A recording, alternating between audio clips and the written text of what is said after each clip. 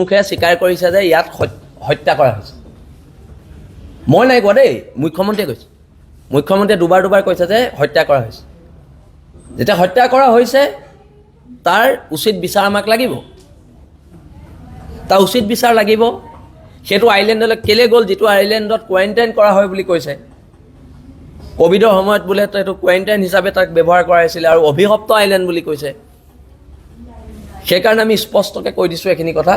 আৰু এইখিনি কথা এইটো কাৰণে আমি স্পষ্টকৈ কৈ দিছোঁ, আমিও নিবিচাৰোঁ অসম অস্থিৰ হোৱাটো, কিন্তু ন্যায় নাপালে অসম অস্থিৰ হ'ব। অসম অস্থিৰ হ'ব, গণতন্ত্ৰৰ শেষ স্তৰলৈকে আন্দোলন হ'ব। আৰু সিদ্ধাৰ্থ শৰ্মা, আমিতো এটা কথা গম পালোঁ যে শ্যামকানু মহন্ত ছিংগাপুৰত আছে। আমি সেইটোতো গম পালোঁ।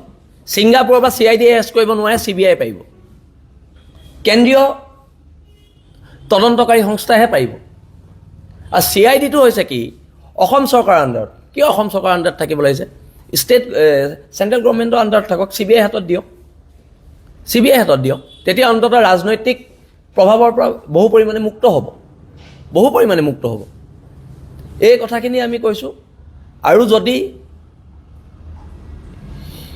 তদন্ত প্ৰক্ৰিয়াত কিবা মানে ধেমালি কৰে, যুঁজ এখন হ'ব। এইটো কথা একদম চৰকাৰে জানি লওক, বিজেপি গভৰ্ণমেণ্টে জানি লওক, যুঁজ এখন হ'ব আৰু ভয়ানক যুঁজ হ'ব। সেইটো স্পষ্টকৈ আমি কৈ দিছোঁ। সাংবাদিক বন্ধুসকলক ধন্যবাদ দিছোঁ, জ্যেষ্ঠসকলক শ্ৰদ্ধা জনাইছোঁ, আপোনালোকে আমাৰ নিমন্ত্ৰণ ৰক্ষা কৰি ইয়াত অহাৰ বাবে। আজি অসমত জুবিন গাৰ্গৰ মৃত্যুক লৈ যি ধৰণৰ হেতালি খেলি আছে চৰকাৰখনে, তাক লৈ আমাৰ আপত্তি আছে। এতিয়া কথাটো হৈছে কি, জুবিন গাৰ্গৰ যিটো কথা কৈ আছে যে ছিংগাপুৰলৈ টীম যাব, শ্যামকানু মহন্তক ধৰি আনিব, এই বস্তুটো CIDয়ে কৰিব নোৱাৰে। এইটো চৰকাৰে ভুল তথ্য দি আছে। এই কামটো কৰিব পাৰিব CBI। কাৰণ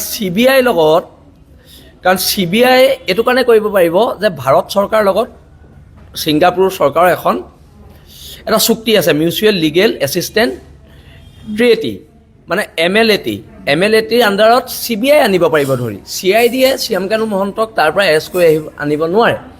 এই কথাটো স্পষ্ট। চৰকাৰে কিয় আমাক আভুৱা ভৰাই আছে মানুহক? তদন্তটো CBI হাতত দিয়ক। তদন্ত আমাক CBI দ্বাৰা লাগে।